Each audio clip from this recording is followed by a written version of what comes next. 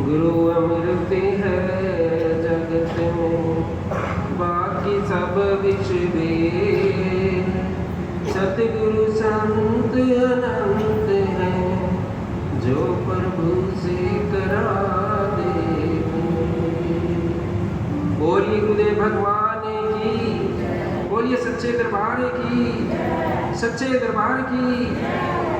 आज गुरुदेव भगवान बताते हैं कि आज ये पितृ पक्ष की प्रथम तिथि चली हुई है, तो आप सभी भगत इसके अंदर ध्यान रखें कि कोई भी तामसिक भोजन ना लें।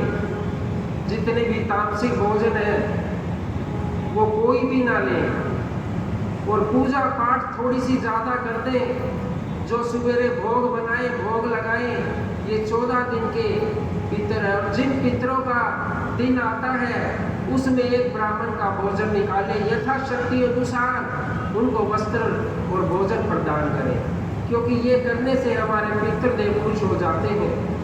लेकिन ये ना मानो कि तुमने भोजन निकाल दिया और उसको वस्त्र भी दे दिए और तुमने कोई नाम और पूजा पाठ नहीं की, फिर भी अधूरा रह जाएगा, क्योंकि तुम्हें भी कुछ करना पड़ेगा, तब लगेगा। ऐसे नहीं है कि बस दे दिया फोन पे, पेटीएम से कर दिया कि पंडित जी जाओ किसी होटल में 500 रुपये भेज दिए, खाना खा लेना और 500 रुपये वस्त्र के भेज दिए, क्या वो लगेगा? नहीं लगेगा। अपने हाथ से देना है और स्वयं भी नियमों का पालन करना है कि हमें तामसिक भोजन बहुत सारे होते हैं, कुछ बता देता हूँ। जैसे राजमा, मसूर, अरहर, मूली, गाजर, लहसुन, प्याज, ये सब कुछ नहीं खाना जो तामसिक भोजन में आते हैं। इससे तुम्हारे घर जो पितर शक्ति, पितर देव खुश होकर आएंगे और तामसिक भोजन तुम्हारे घर में बनेगा, उसकी दुर्गंध से ही वो वापस लौट जाएंगे।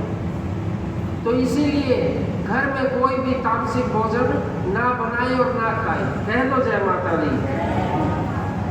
तो प्यारे 19 तारीख को गुरुदेव भगवान पितृ पूजा करवा रहे हैं, सभी की सामूहिक, सभी भगत इसमें भाग लें।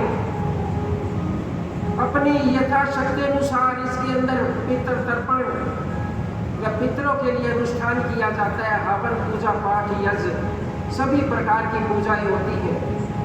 प्रातः 8 बजे ये आरंभ हो जाएगी, लगभग 1 या 2 तो बज ही जाएगा। भंडारा भी होता है इसके बाद। कोई भगत भंडारा देना चाहता है पितरों का, वो भी बता सकता है पहले, क्योंकि उसकी भी सारी की सारी व्यवस्था करनी पड़ेगी भक्तों को। कह दो जय माता दी। तो प्यारे गुरुदेव भगवान कहते हैं, हम बार बार कसम खाते रहते हैं, अपनी सच्चाई बताने के लिए बार बार कसम खाते हैं। पहले सतयुग में लोग कसम खाते थे कि गंगा की कसम, कोई यमुना की कसम खाता था, कोई भगवान की कसम। और आज किसकी कसम खाते हैं? कि माँ की कसम। हर बच्चे के, हर महिला के मुख पर मैंने देखा है, मैं किसी की सुनी हुई नहीं बता रहा। कोई भी बात करेगा एक, कसम खाएगा 4। माँ भले ही मर जाए पर तुम्हारी बात सच होनी चाहिए, जो जिसको बताइए। किसी भाई ने पत्नी की कसम नहीं खाते हुए मैंने देखा आज तक, किसी और की कसम खाते नहीं देखा, केवल और केवल माँ की कसम। इसको छोड़ दो भाई, इतनी सस्ती नहीं है माँ, माँ को भी हक है जीने का। तुम बात एक करते हो, कसम 4 खाते हो, इसको छोड़ दो। कह दो जय माता दी। तो प्यारे, जब हम कसम खाते हैं ना, तो ये सोचो कि तुम कहीं ना कहीं झूठ बोल रहे हो, उसको सच बताने के लिए कसम खा रहे हो। हमारा सबसे पवित्र ग्रंथ गीता है। गीता के ऊपर हाथ रखकर सभी जगह कसम खिलाई जाती है कि मैं गीता के ऊपर हाथ रखकर कसम खाता हूँ, जो भी बोलूँगा सच बोलूँगा, सच के सिवाय कुछ नहीं बोलूँगा। क्योंकि गीता के अंदर ऐसा उपदेश है, जो पढ़ेगा वो सन्यास की तरफ चला जाएगा, उसका मोह छूट जाएगा। इसीलिए सबसे प्रिय ग्रंथ है। लेकिन प्यारे, यहाँ पर भी कितने सारे व्यक्ति बैठे हैं मैं दावे से कह सकता हूँ कि 80% व्यक्तियों ने अभी तक गीता भी नहीं पढ़ी हो।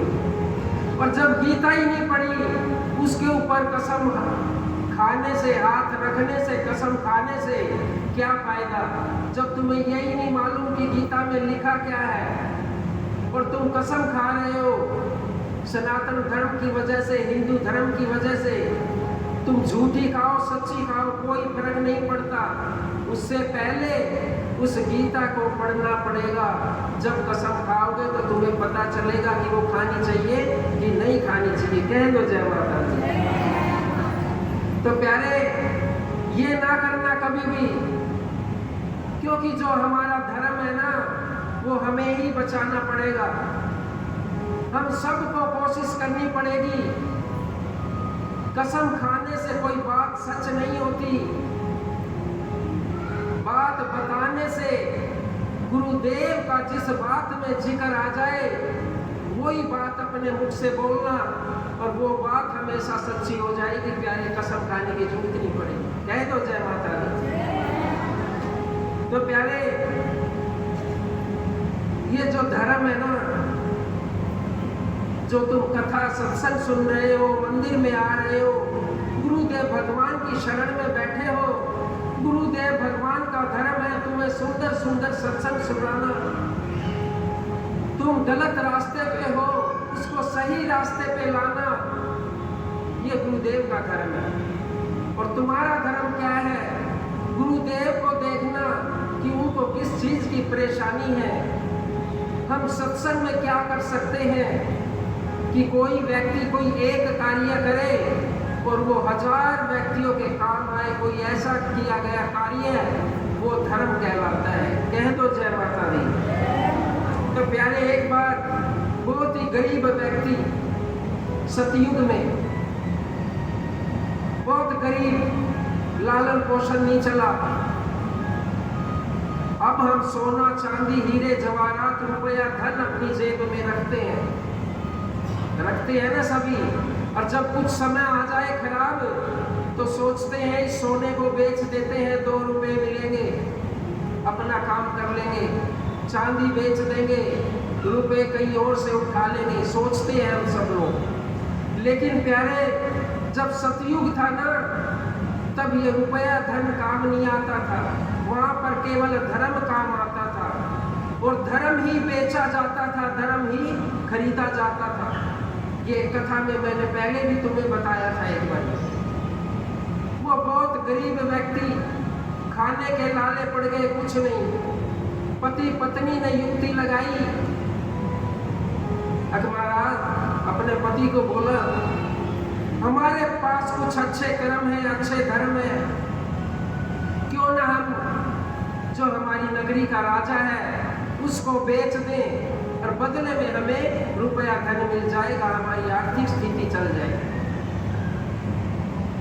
उसकी पत्नी ने उसका खाना बांधा और भेज दिया, जाओ राजा के पास और ये बेच देना अपने कुछ पुण्य कार्य, धर्म के कार्य, बदले में हमें मिल जाएगा। इतना सत्य था पहले।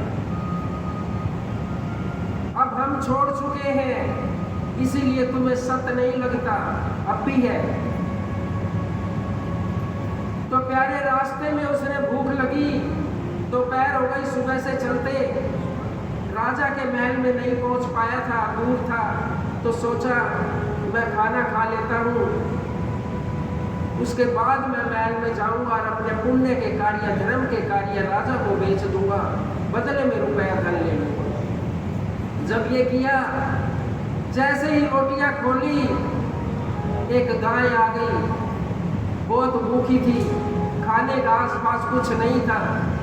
उस ब्राह्मण के पास, उस व्यक्ति के पास आकर खड़ी हो गई गाय और उसके मुंह की तरफ देखने लगी। उसने सोचा आधी रोटी मैं इसको दे देता हूँ, आधी मैं खुद खा लेता हूँ, मेरा धर्म भी बच जाएगा कि एक गाय मेरे पास आई और मैंने उसको कुछ दिया नहीं, उसकी भी भूख मिट जाएगी और मेरी भी भूख मिट जाएगी। कह दो जय माता दी। ऐसा ही किया। बेचारा सस्ता टाइम था, गरीबी भी थी, नमक रोटी लेके आया, 4 रोटी लेके आया, एक रोटी गाय को दे दी।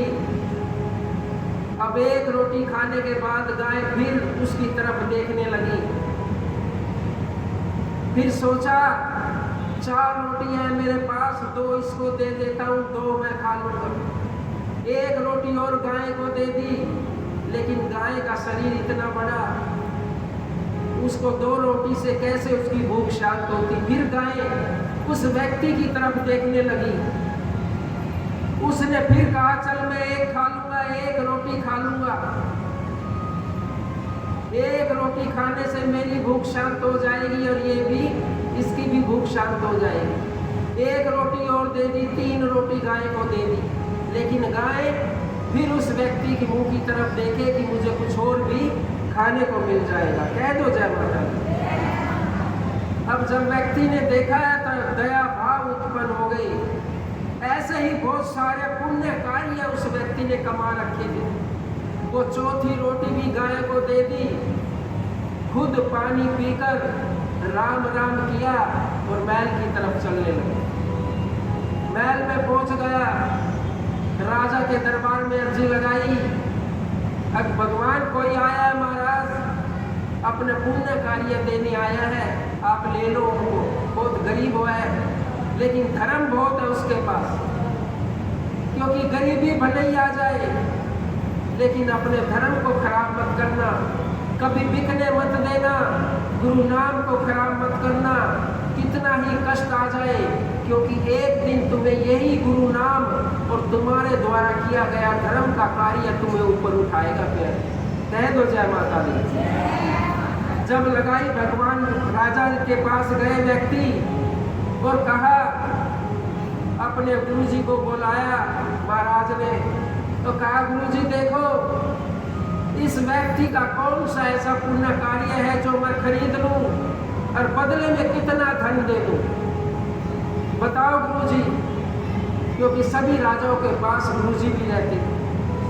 गुरुजी ने कहा, अपनी अंतरात्मा से देखा, दिव्य दृष्टि से देखा कि राजा एक काम करो, अभी अभी ये गाय को 4 रोटियां दे के आया और खुद भूखा है, इसके पास ये बहुत बड़ा धर्म और पुण्य कार्य है, ये इसका खरीद लो और बदले में जितना धन चाहे उतना दे देना, मना मत करना। क्योंकि एक ये ऐसा पुण्य करके आया है, इसको खुद नहीं पता ये कितना कीमती है। क्योंकि जो गाय जिसके अंदर सभी देवी देवता विराजमान है, उसको अपने हिस्से का भी खाना उस गाय को खिलाकर आया है, ये पुण्य कार्य इससे ले लो।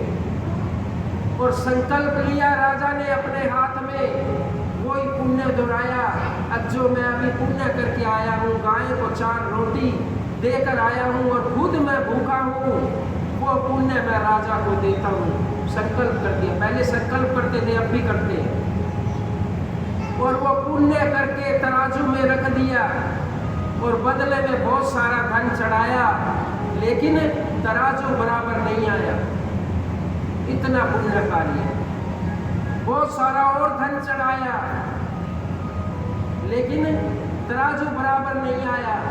गरीब व्यक्ति था, इतना सारा धन देखकर बोला राजा कोई बात नहीं, अगर मेरा पुण्य कार्य बच जाए, आपको लगे कि और धन देना है तो मुझे दे देना, और अभी ये जितना धन है वो दे दो, मैंने संकल्प कर दिया है, जो मैंने पुण्य कार्य किए हैं वो तुम्हारे को मैंने दे दिया है। बोलिए गुरुदेव भगवान की जय। तो ऐसे पुण्य कार्य पहले दिए जाते थे संकल्प के द्वारा, और आज भी दिए जाते हैं। कैसे? तुम गुरु भक्ति करो, गुरु नाम स्मरण करो, जब तुम्हें लगे कि तुम्हारा अंत समय नजदीक आवे, तो उस पूरी भक्ति को कहाँ पर समर्पित कर दो? गुरु चरणों में, भगवान के चरणों में। क्यों? जब तुम मरोगे तुम्हारे पास वो भक्ति रहेगी, वो फलदायक तो रहेगी, इतनी नहीं रहेगी कि जितना गुरुदेव भगवान उसका फल दिलाएंगे। उसके ऊपर ब्याज जो लगाएंगे वो गुरुदेव भगवान लगाएंगे, वो भगवान लगाएंगे। हम इंसान अपनी ही वैल्यू पर ब्याज नहीं लगा सकते। ये भी कथा मैंने सुनाई थी आपको बहुत पहले। क्योंकि जब हम सारा संकल्प अपनी पूजा का कर देंगे गुरु चरणों में, वो बढ़ती रहेगी और हमारे जन्म जन्म तक वो भक्ति जो हमने गुरु की है वो हमारे काम आएगी। बोलिए गुरुदेव भगवान। तो प्यारे, ऐसे कर्म और धर्म किए जाते हैं, धर्मों का संकल्प किया जाता है, धर्म बचाए जाते हैं, हर हाल में बचाए जाते हैं। एक बारी देवलोक में मीटिंग हो रही थी सभी देवों की इसी धर्म कार्य को लेकर।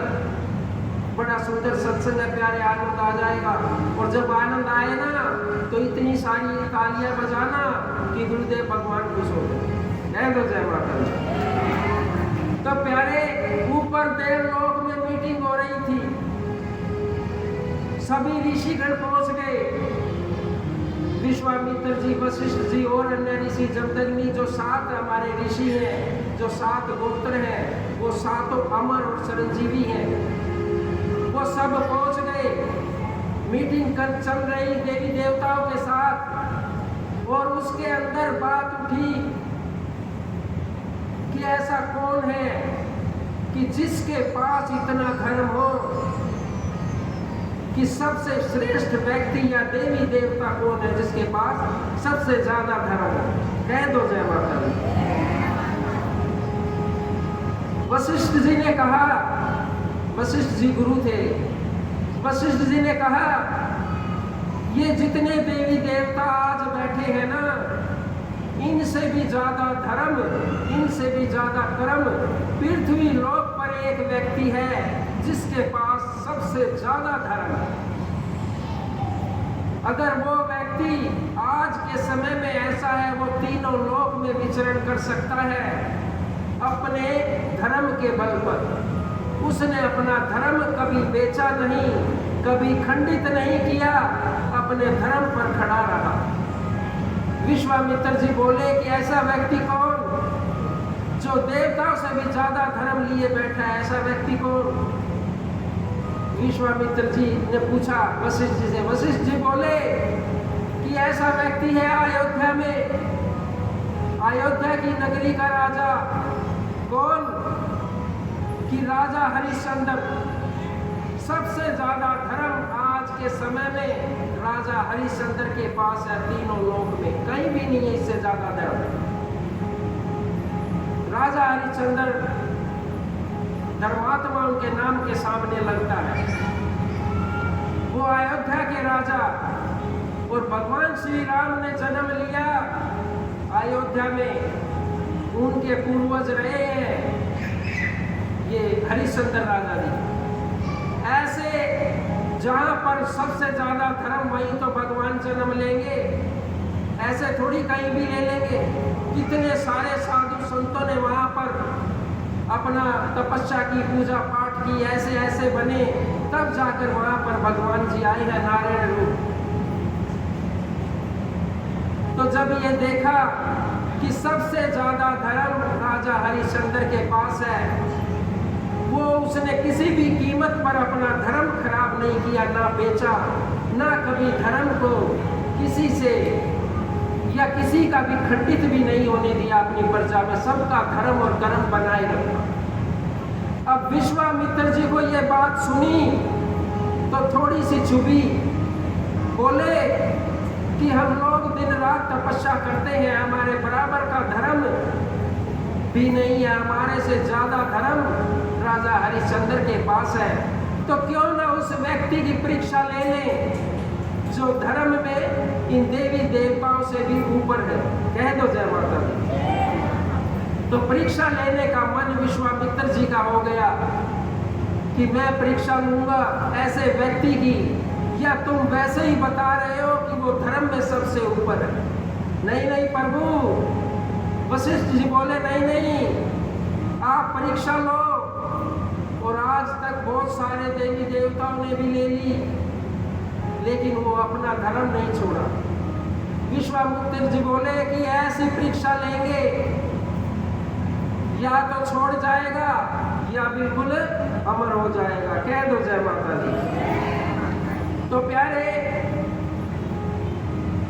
हरिश्चंद्र जी का नाम ऊपर भी स्वर्गलोक में भी और इस पृथ्वी लोक में भी स्वर्ण अक्षरों में लिखा गया है। सभी ने माना है उनको, हर ग्रंथ में उनका जिक्र है।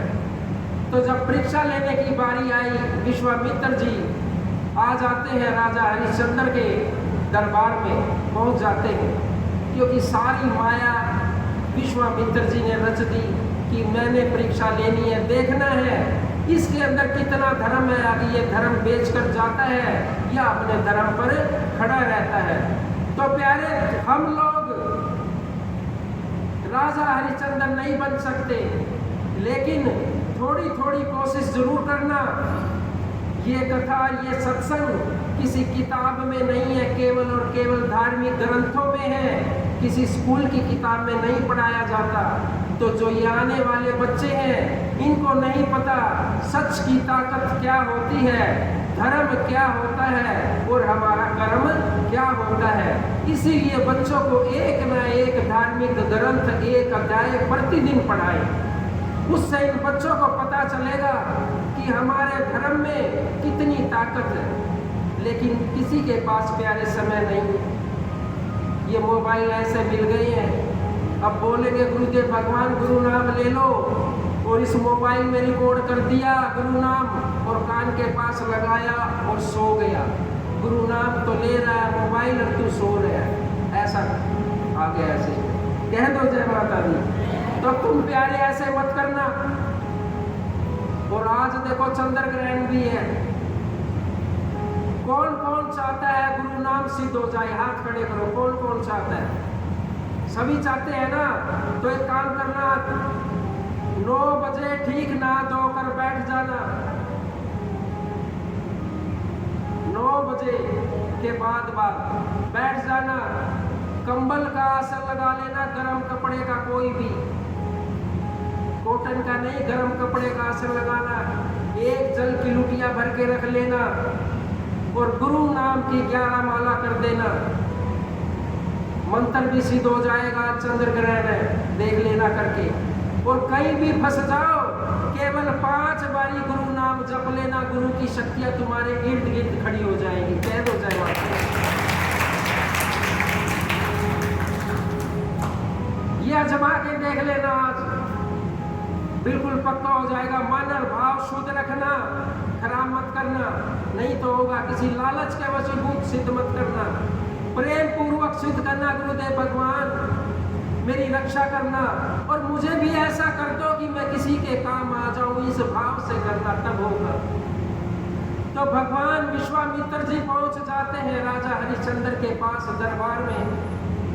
और दरबार में पहुंचकर कहा, राजन मैं चाहता हूं इस यहाँ पर बहुत बड़ा हवन यज्ञ करूं, मुझे बहुत सारा धन की जरूरत है, तुम मुझे धन प्रदान करो और मैं तुम्हारी नगरी में ऐसा हवन और यज्ञ करूंगा कि पूरी दुनिया देखेगी, संसार देखेगा कि ऐसा नहीं हुआ। और करो प्रभु जी, हाथ जोड़ लिए ऋषि को देखकर। तो गुरु जी करो, मना नहीं करूंगा, करो आप हवन। कितना धन चाहिए बोलो?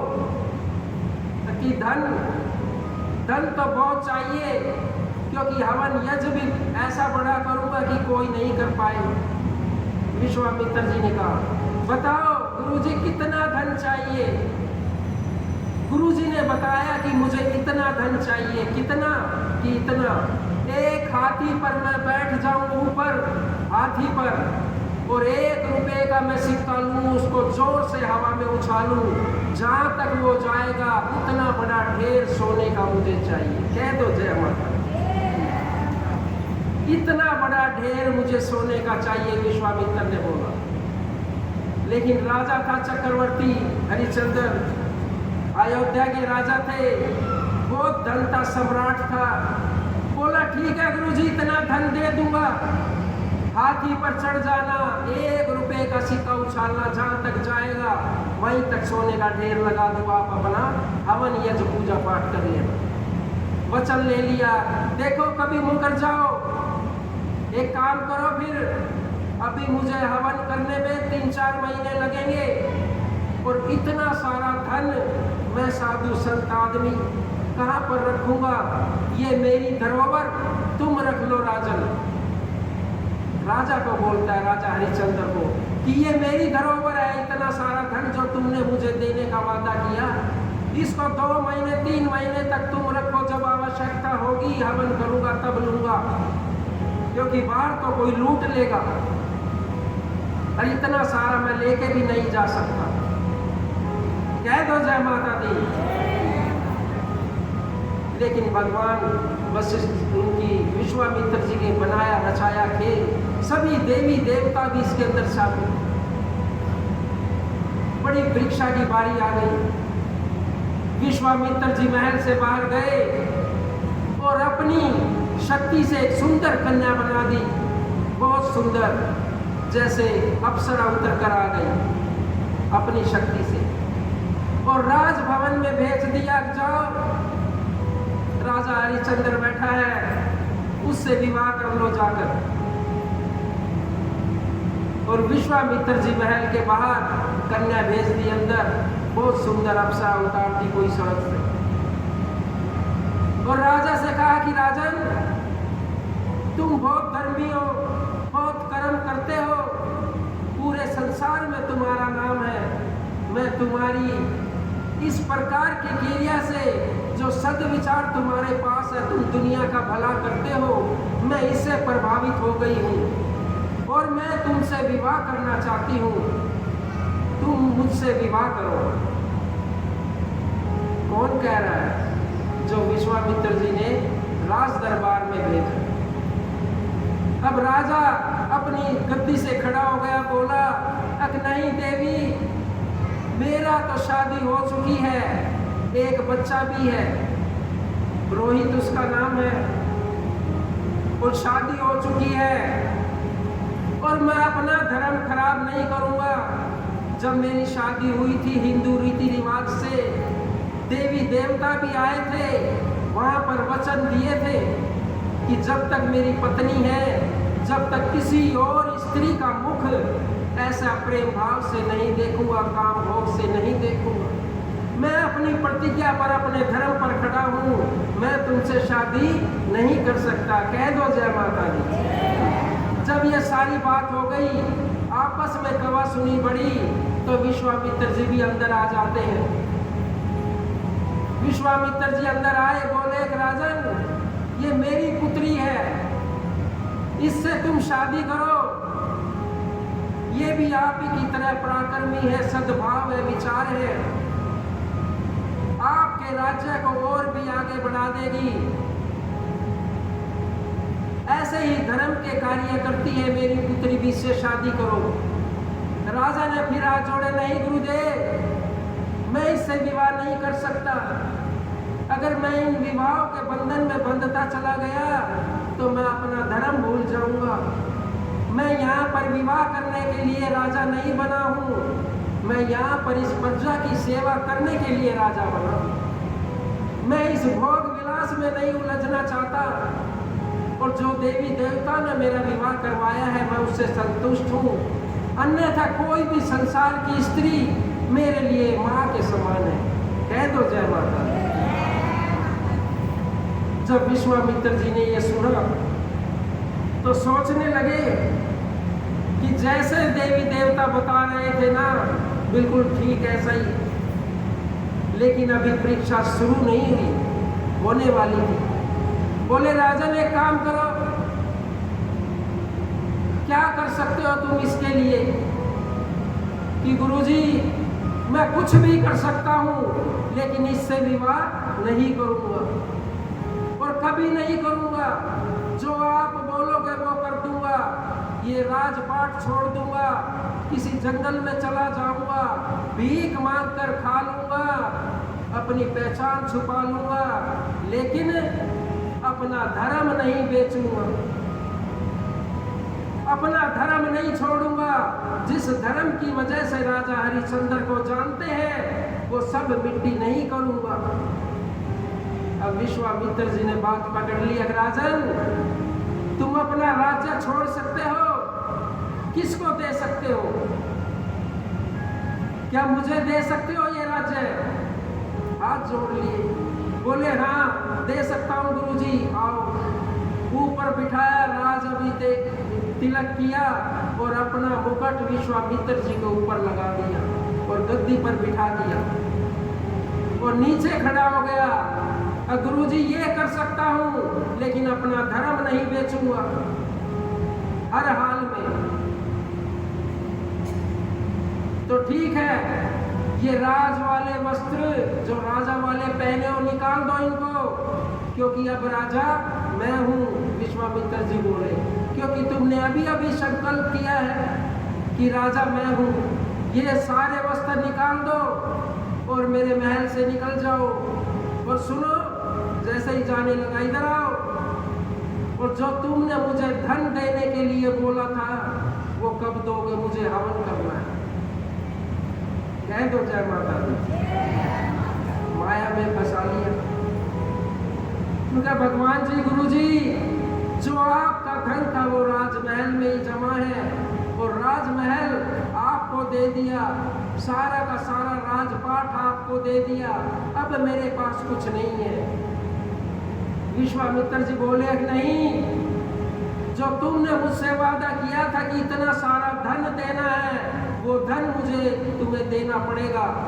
और जो राजकोष में धन है, अब मैं यहाँ का राजा हूँ, वो तो मेरा है, तेरा उस पर कोई हक नहीं है।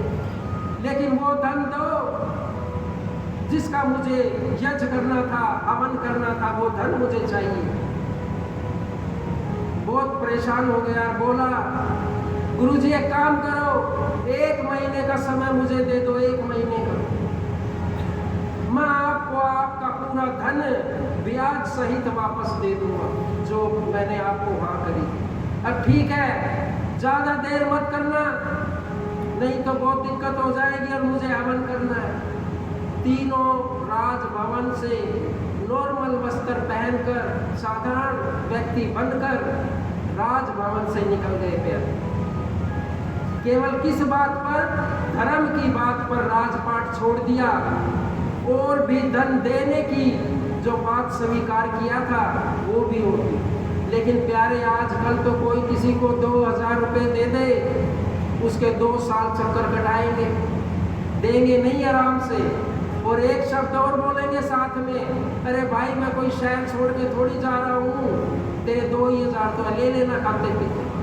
बताओ, ऐसे विचार। और देखो राजा हरिश्चंद्र के विचार देखो कैसे कि ठीक है गुरुजी, पूरा धन दूंगा ब्याज सहित, 1 महीने का समय दे दो। तीनों निकल गए और निकलने के बाद पहुंच गए काशी जी में, विश्वनाथ के चरणों में।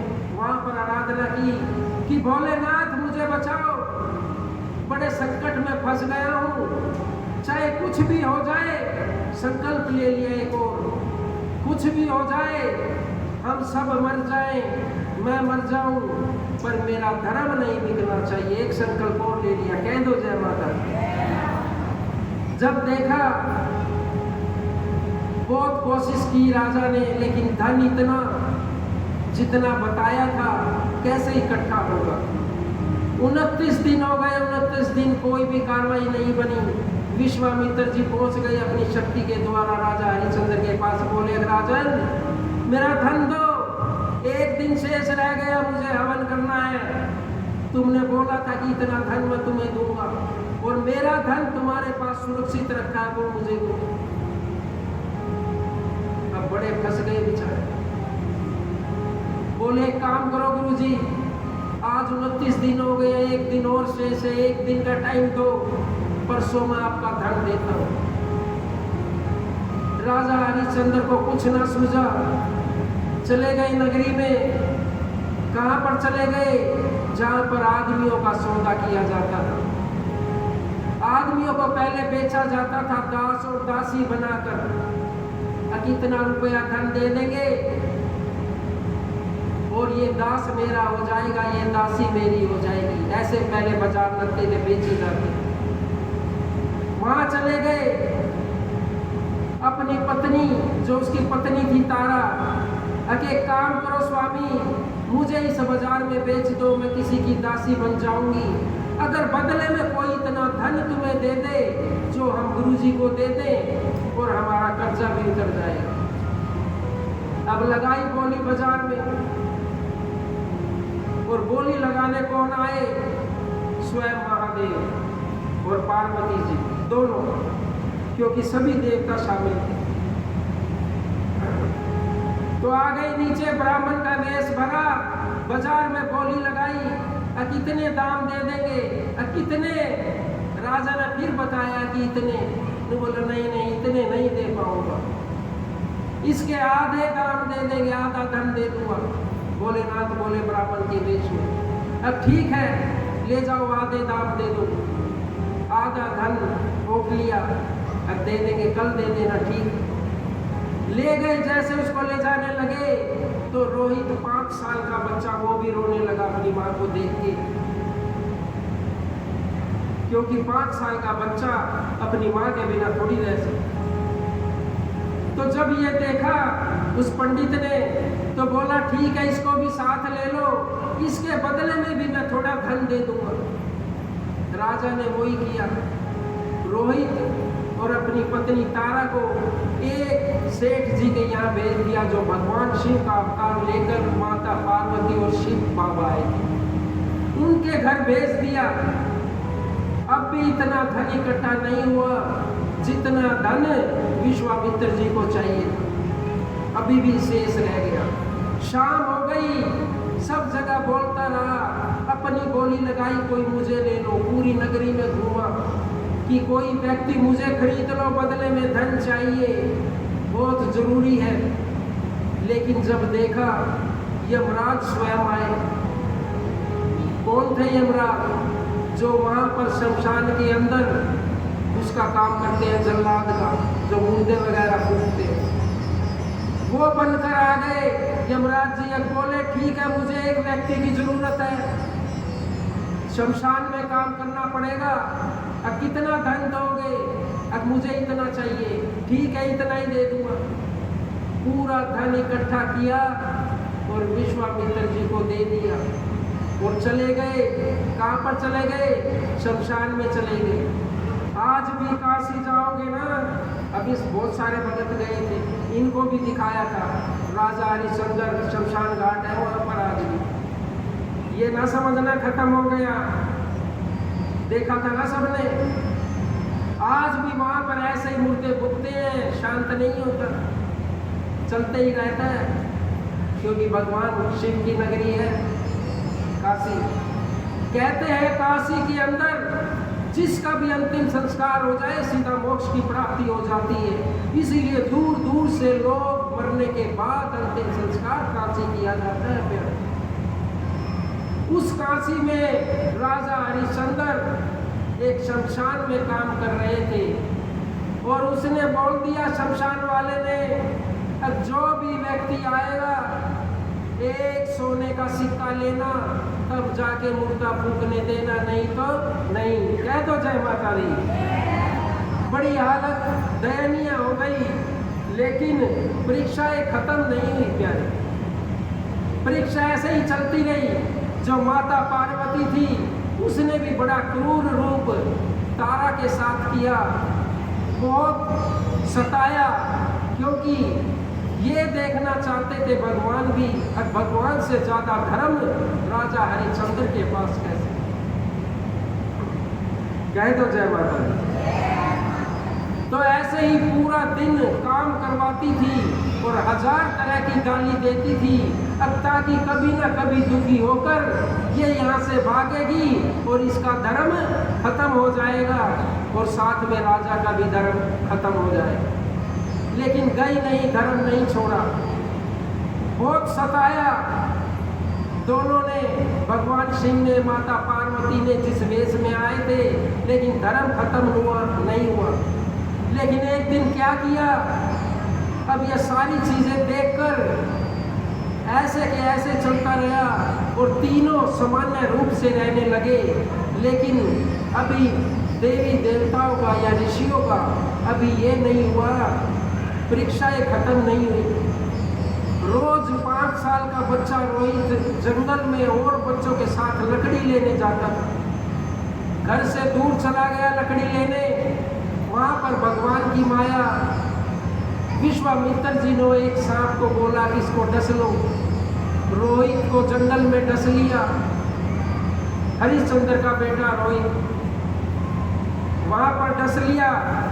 और जैसे ही बच्चों ने आकर बताया घर में, तारा माँ उस भाई को डस लिया, आप जल्दी से जाओ उसे बचाओ।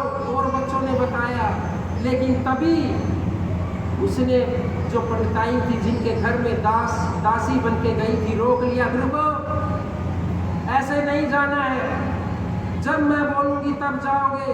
पहले भोजन बनाओ, घर की सफाई करो, मेरे पाँव में तेल लगाओ। इतने सारे काम बता दिए ताकि समय पर वो पहुंच ना पाए। सुबह से शाम हो गई, तारा को काम करते करते बेचारी रो रही और अपना कार्य कर रही। क्यों? धर्म के वशीभूत। अब धर्म खराब ना हो, पुत्र तो मर गया क्योंकि सुबह सांप ने डसा था, अभी तक मैं नहीं गई, वो जीवित नहीं रहे। भले ही मैं भी मर जाऊं, लेकिन धर्म खराब नहीं होना चाहिए। धर्म को नहीं बेचना है, ना ही खंडित करना है। बेचारी शाम को गई, बड़ी मुश्किल से पीछा छुड़ाकर जंगल में पहुंची थी, देखा उसका पुत्र खत्म हो गया, नीला पड़ गया। अब उसके पास ना कोई कपड़े, दास की स्थिति प्यारे कैसी होती आप समझ सकते हो। समय पर खाने का भोजन भी नहीं होता, पहनने के वस्त्र तो कहाँ होंगे। ऐसी स्थिति कि कुछ नहीं पास में, बेटा मरा हुआ नीचे पड़ा, ऊपर से बारिश आ गई, ना इधर की ना उधर की। अपनी साड़ी में से आधी साड़ी फाड़ी और उस बेटे को उठाकर चल दी। अगर इसको मैं जंगल में छोड़ूंगी ऐसा ही पड़ा रहेगा, क्यों ना मैं इसका अंतिम संस्कार कर दूं, ले जाकर शमशान भूमि। उसको शमशान भूमि में लेके गई और वहां पर जो सेवा कर रहे थे, कार्य कर रहे थे राजा हरिश्चंद्र शमशान के अंदर, क्योंकि उसकी ड्यूटी लगी थी, शमशान वाले ने उसको खरीद लिया था। अब वो गई तो उसने पूछा कि देवी तुम कौन हो? क्योंकि भाई जब राजा था वो रानी थी, अलग रूप में थी, अब वो दास के रूप में है। एक दूसरे को पहचान पाना बड़ा मुश्किल कार्य था। लेकिन जब देखा, पूछा देवी तुम कौन हो? कि मैं तारा हूँ। जब तारा का नाम सुना तो उसको याद आया कि तारा तो मेरी पत्नी का नाम भी। ठीक से देखा तो उसकी पत्नी थी। अब क्या हुआ रोहित को? अब सांप ने डस लिया, ये मर गया। हम बचा नहीं पाई मैं इसे, क्योंकि जहाँ पर मैं कार्य कर रही थी बचाने के लिए उसने मुझे समय ही नहीं दिया और ये उस अभाव में मर गई। कह दो जय माता दी। उस अभाव में ये मर गया। कहने लगी अग्रराजन इसका अंतिम संस्कार करवाओ, क्योंकि सुबह से पड़ा है, ऐसे नहीं रखना। अब उसने कहा कि देवी इसका अंतिम संस्कार तो मैं करवा दूं, लेकिन यहाँ पर जो मेरा मालिक है, एक सोने की मोहर मुझे लेने का हुक्म है, वो दे दो, मैं इसका अंतिम संस्कार यहीं कर देता हूँ।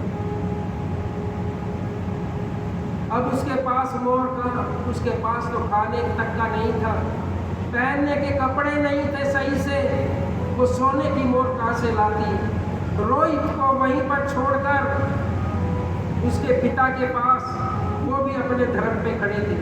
अगर वो ऐसे ही उसका अंतिम संस्कार कर देते तो उसका भी धर्म टूट जाता। अपना धर्म बचाने के लिए इस तरह की व्यवस्था कर दी विश्वामित्र जी ने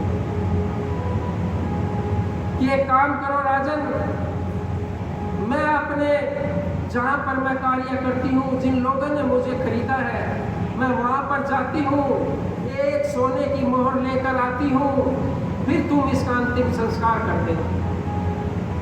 कि ठीक है जल्दी से ले आओ।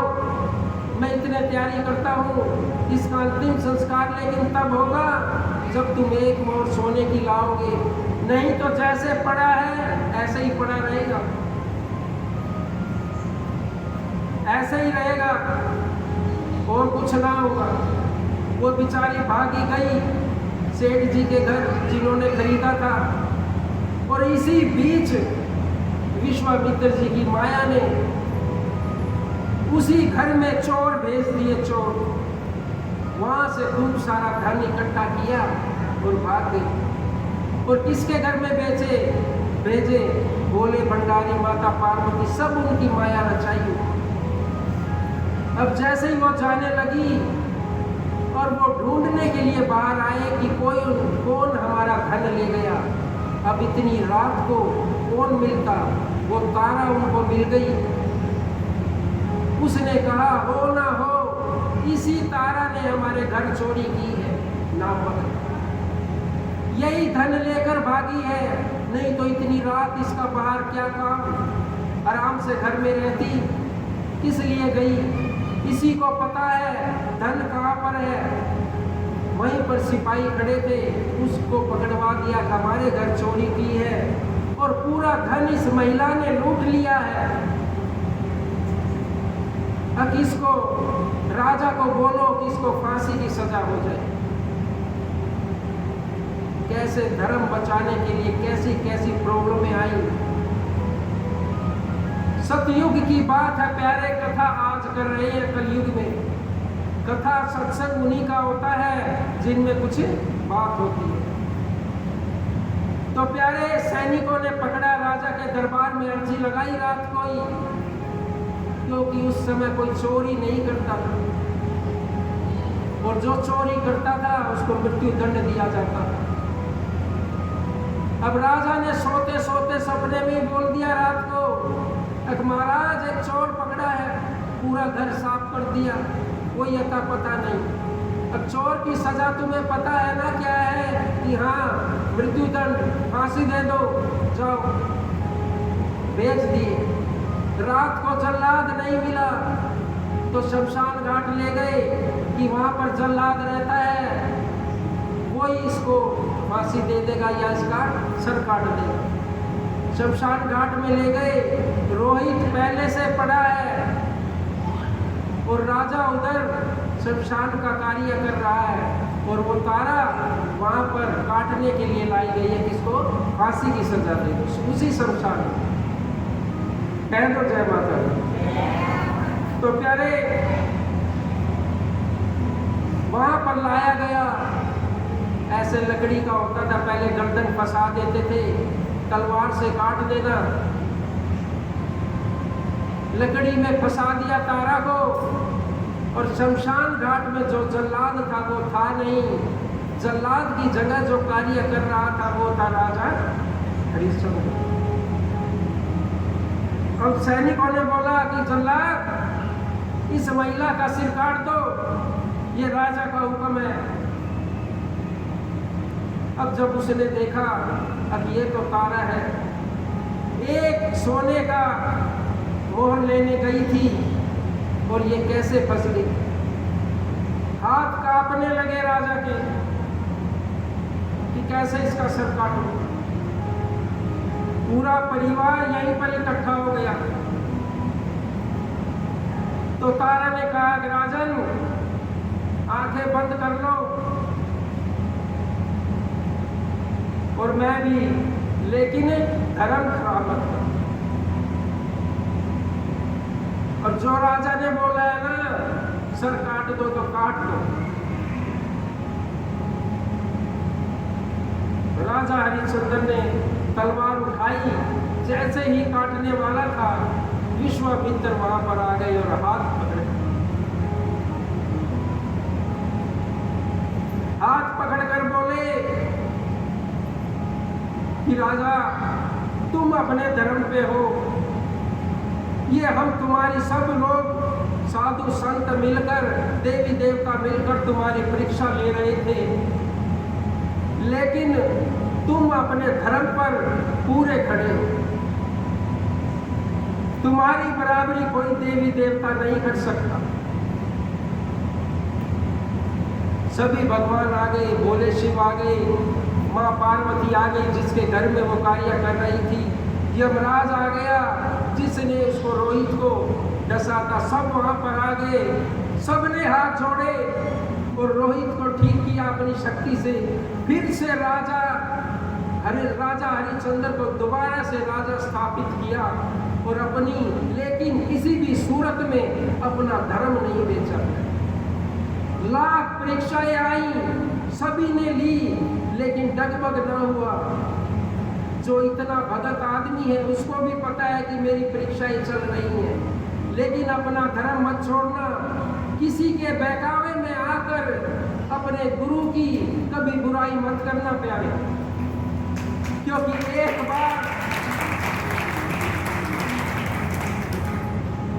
एक बार बुराई की हुई कई जन्म तक हमें पाप देती है, और एक बारी भक्ति की हुई जन्म जन्म फल देती है प्यारे। कह दो जय माता। बोलिए गुरुदेव भगवान की जय। तो प्यारे कोई भी समय आए आपका, डगमग मत होना, कभी विचलित हो तो गुरु नाम रख लेना, और जब गुरु नाम से भी बात ना बने तो गुरु जी से आकर मिल लेना, सारी दुविधाएं खत्म हो जाएंगी। कह दो जय माता दी। न देना दोष किस्मत को, प्यारे कभी किस्मत को दोष मत देना, ये सब निर्धारित है। भूल जाओगे सभी चीजों को, जो करने वाले हैं वो गुरुदेव भगवान है। अपनी माया से ये जाल रचाते हैं। कहते हैं कुछ लोग कि मैं अच्छा कार्य कर रहा हूँ, मेरी भगवान इतनी परीक्षा ले रहे हैं। अरे बाबले, परीक्षा उसी की लेंगे जो अच्छा कर रहा है, जो भगवान को प्यारे हैं। वो देखता है कहीं मुझे बीच में छोड़ के न चला जाए, और उस दुष्ट और राक्षस व्यक्ति की क्या परीक्षा लेंगे जो पहले ही छोड़ चुका है भगवान। कह दो जय माता दी। न देना दोष किस्मत को, न देना दोष किस्मत को, विपत्ति सब पे आती है। न देना दोष किस्मत को, विपत्ति सब पे आती है।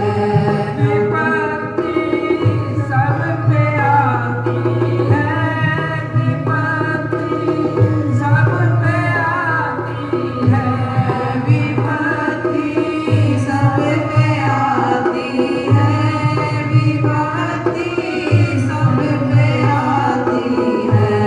न देना दोष किस्मत को, विपत्ति सब पे आती है।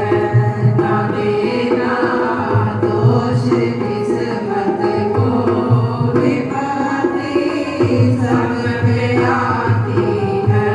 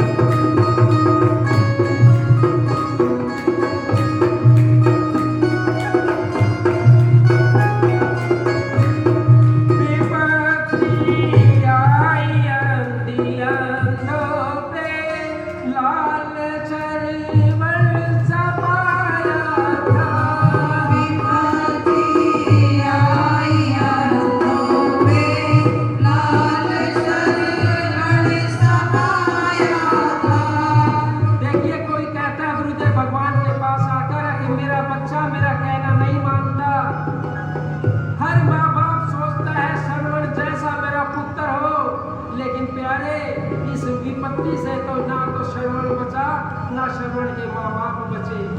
सरियों के किनारे ही बैठकर अंधे